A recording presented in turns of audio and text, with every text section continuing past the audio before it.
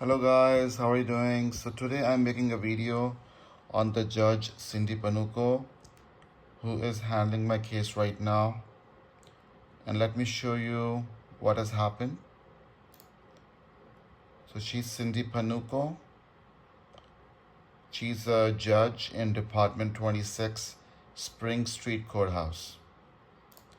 Just appointed by the governor, Gavin Newsom, not even a year ago, July 17, 2024. That's her information.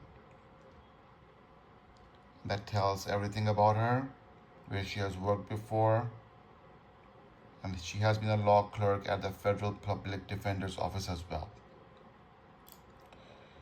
So let me tell you, on December 5th, she approved sanctions in the amount of $23,816 against me. Okay.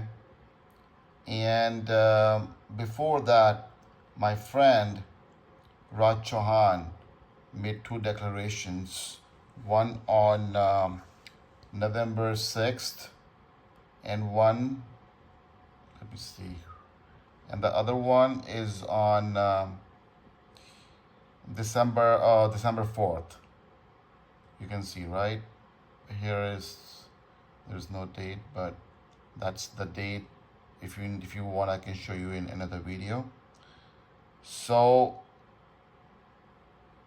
he made two declarations, and after making these two declarations, and even when this information of this hearing came, that this letter from the court, which I was supposed to receive, it went back to the court. You see, they first changed the date from December 2nd to December 4th, and from December 3rd to December 5th. So this hearing happened on December 5th. So it clearly shows that the letter went back to the court, right? My friend made two declarations, and even then, she ruled on the sanctions. She did not continue. She ruled on these are the sanctions ruling. You see over here. These are the sanctions ruling. You see? So she ruled on that.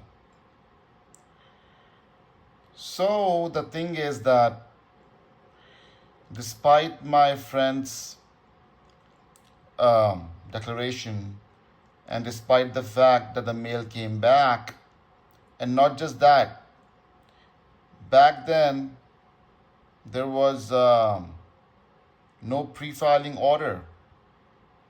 You see this pre-filing order I showed you in the video before.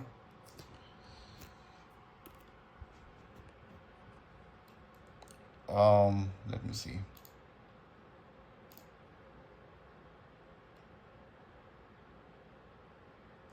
So this pre-filing order I showed you in the video before,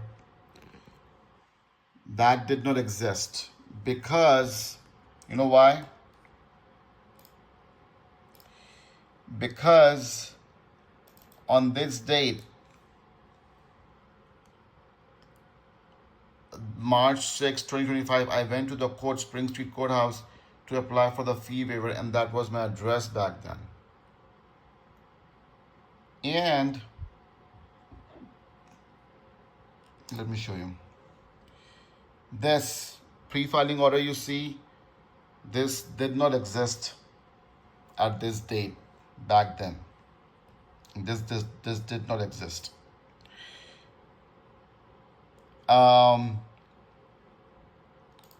Even then, without checking the case or anything, she approved for sanctions in the amount of $23,816. The mail came back.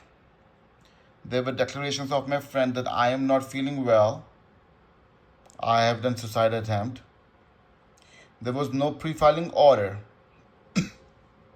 So instead of not ruling on sanctions, she decided to rule on the sanctions, and this pre-filing order was created, which did not exist.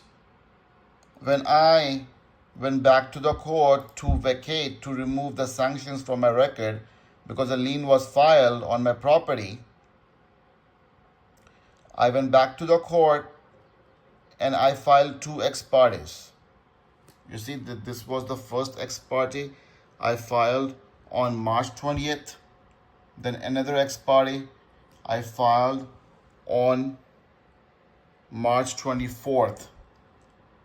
This was continued to March 26th. And she declined both of my ex partes. She first say that I have failed to make an affirmative factual showing of irreparable harm. In the first ex parte, she refused, and then in the second ex parte, she says the same thing. In the first ex parte, she says I did not serve the other party, which I did. In the second ex parte, she denied my ex parte, stating that I am subject to pre-filing order and I need a pre-filing order to file any of the documents with her.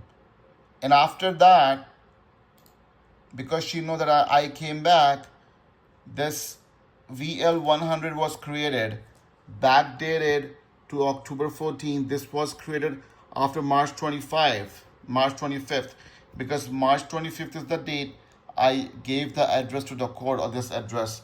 Before that, this address did not exist. So you can see, what fraud is going on. Documents are being created. It would have been simple. She should have accepted her mistake and vacated the order. But instead, she went to Marky Windham to create this document so she can justify her ruling. And most recently, on May 5th, she gave this ruling, and you can read it.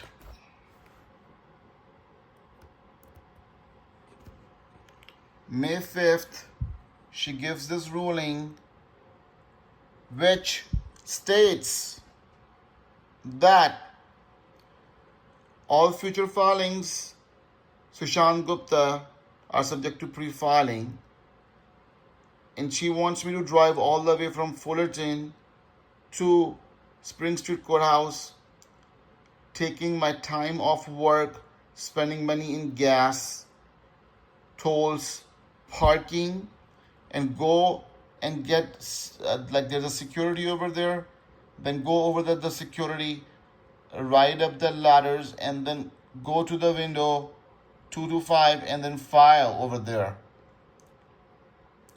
So as I'm exposing her actions, she has come to this level that she's asking me to they will not accept e-filing anymore. This is totally unconstitutional. She cannot do that, and she's very, very prejudiced. Very, very prejudiced, guys. So I'm getting punished because I exposed to her that her sanctions ruling were not correct. If I go to small claims court for $500, I have to prove it with all the receipts, and the judge asked the defendant to come over, give the testimony and everything, and then they rule. And she ruled on $23,816, just like that, as if it's like a chump change. And now she's punishing me and asking me to come to the court,